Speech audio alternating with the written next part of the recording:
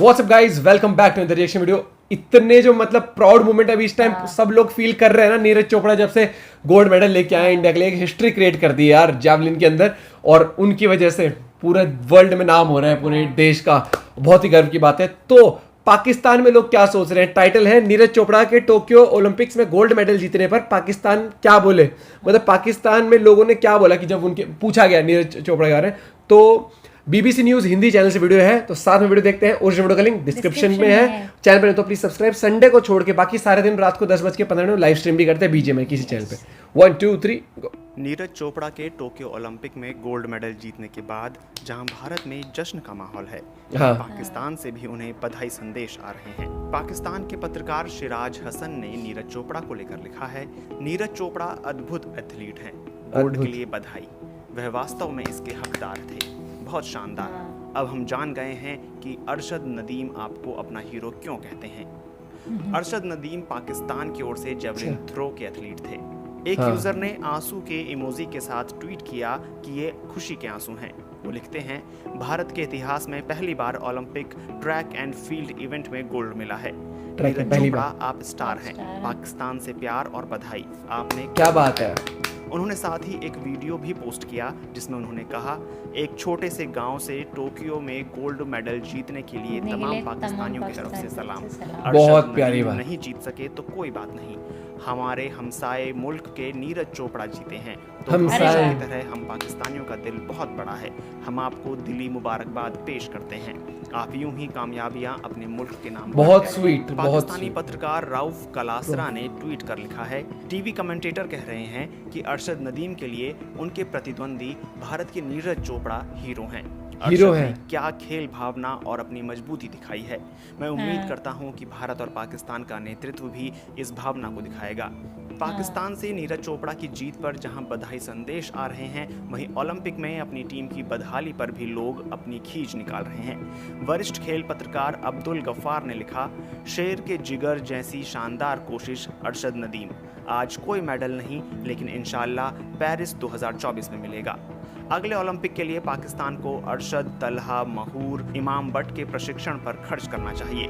जहां एक और नीरज को बधाई मिल रही है, वहीं पाकिस्तान के जेवलिन खिलाड़ी अरशद के हारने पर वहां उन्हें मिल रही ट्रेनिंग पर सवाल भी उठ रहे हैं। नीरज चोपड़ा को बधाई देते हुए पाकिस्तान के वरिष्ठ पत्रकार फैजान लखानी ने लिखा, नीरज चोपड़ा को गोल्ड मेडल जीतने की बधाई। अब गूगल करें और देखें कि भारत ने उसे कैसे ट्रेनिंग दी और हम अरशद को कैसे प्रशिक्षित कर रहे थे। और हाँ, नीरज को सब कुछ देने के बावजूद किसी भी भारतीय मंत्री या अधिकारी ने वीडियो के जरिए उसका लाभ उठाने की कोशिश नहीं की। पाकिस्तान सुपर लीग की टीम इस्लामाबाद यूनाइटेड के रणनीति प्रबंधक हसन चीमा ने नीरज के एक ट्वीट और नदीम की ट्रेनिंग को लेकर उनके पिता की बात से जुड़ी एक खबर को अपने ट्वीट में जोड़ते हुए लिखा, काम करने के दो अलग अलग तरीके।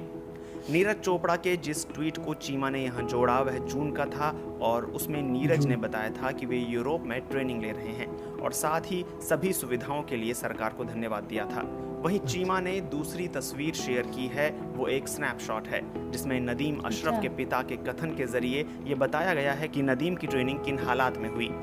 स्नैपशॉट में लिखा है, नदीम के पिता मोहम्मद अशरफ बताते हैं कि कैसे पाकिस्तान का यह ओलंपियन पहले क्रिकेट खेलना चाहता था, लेकिन उनके पिता ने उन्हें जेवलिन थ्रो की सलाह दी। उनके राजमिस्त्री पिता अपनी कमाई से ही उनकी ट्रेनिंग का खर्च उठाते थे और नदीम अशरफ अपने अहाते या घर के बाहर गलियों में प्रैक्टिस किया करते थे। फिटनेस मशीन के लिए भी उनके पिता ने ही खर्च किया था। उनके पिता कहते हैं कि सरकार ने अरशद को कोई सहायता नहीं दी। अभ्यास के लिए उन्हें मुल्तान, फैसलाबाद और लाहौर भेजने का खर्च भी उन्होंने ही उठाया।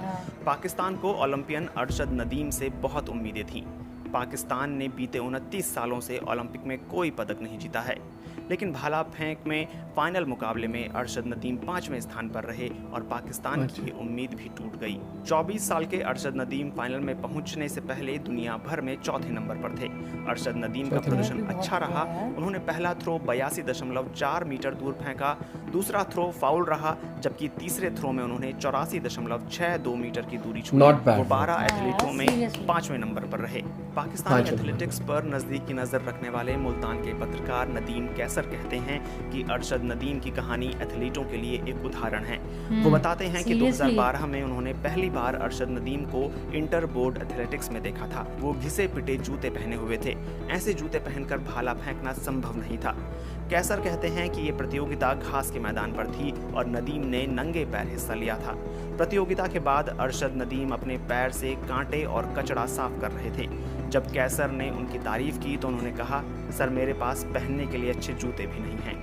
वहीं पाकिस्तान एथलेटिक्स महासंघ के अध्यक्ष मेजर जनरल अकरम शाही का कहना है कि अरशद नदीम के प्रशिक्षण पर पाकिस्तान ने 2 करोड़ रुपए खर्च किए हैं।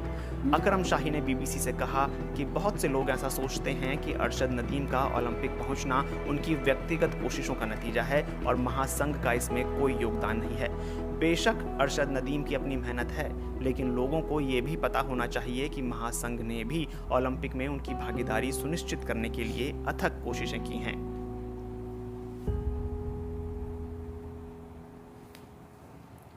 यार मतलब यहाँ तक बंदा अगर पहुंचा भी है ना, देख किसी ने कितना ही होगा, लेकिन उसकी जो इंडिविजुअल जो उसकी मेहनत लगी है ना यार, इतनी जो एथलीट होता है ना, हम उसको मेडल लेते हुए देखते हैं, हम तब उससे अटैच फील करते हैं। मैं कहता हूँ जब एक एथलीट कि वो नींव वाली बात होती है ना, कहाँ से शुरुआत, जब वो बचपन से शुरुआत करता है कि उसको वो प्लेयर बनना है, मुझे जेवलिन थ्रोअर बनना है, चाहे मुझे क्रिकेटर बनना है, चाहे फुटबॉल बनना है, तो जब वो शुरू करता है ना मेहनत, वहां से उसकी मेहनत से लेकर अचीवमेंट तक का सफर, जो बीच का सफर है ना, वो बहुत स्ट्रगल होता है, बहुत ज्यादा स्ट्रगल।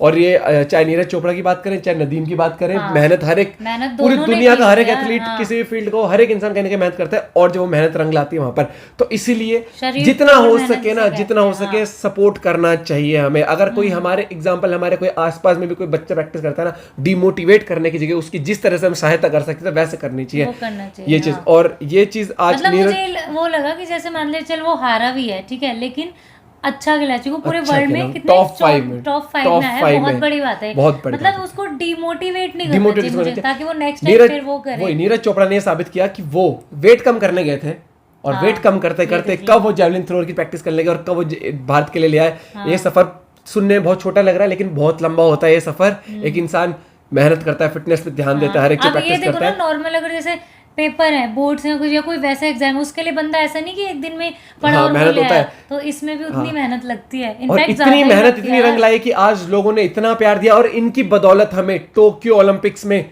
नेशनल एंथम सुनने को मिला वहां पर स्टेडियम में। यार इससे बड़ी गर्व की बात क्या हो सकती है यार, कि पाकिस्तान से मतलब इतना सारा प्यार लोगों ने दिया ना, इतना सारा प्यार दिया। और वो वाली बात बहुत प्यारी लगी कि काश एक टाइम ऐसा है जब दोनों देश मिलके प्यार से भी रह सके।